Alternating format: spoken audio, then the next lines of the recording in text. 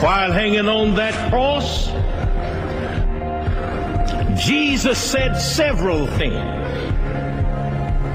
But when the thief taunted him and said, "If you be the Christ, come down from the cross and save yourself and us," to that taunt, Jesus never said a mumbling word.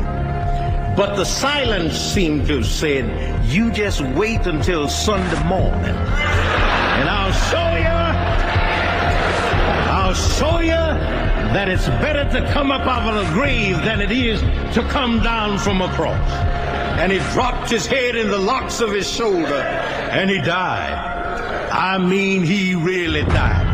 Don't pay attention to a swoon theory. He died. Whoa, He died until the sun refused to shine. He died until the veil in the temple was rent in twain. He died until, Matthew says, the dead got up out of the grave and walked the streets after the resurrection. He died. The centurion says, "Surely this must have been the Son of God." I'm trying to say he died, but I don't like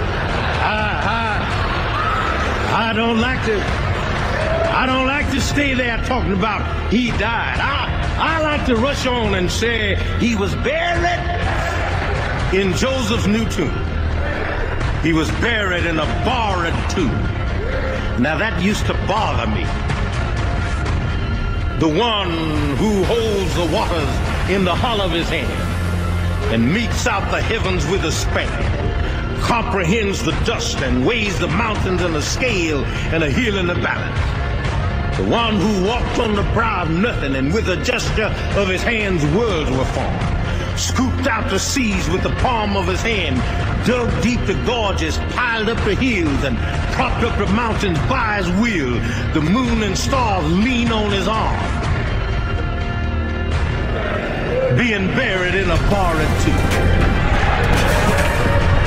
Well, he wasn't going to stay there long, so a borrowed tomb. Yes! He just went down in that grave and stayed in the grave long enough to clean it out and make it a pleasant place to wait for the resurrection.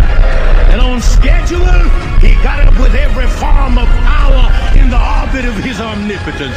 Jesus Christ is Lord.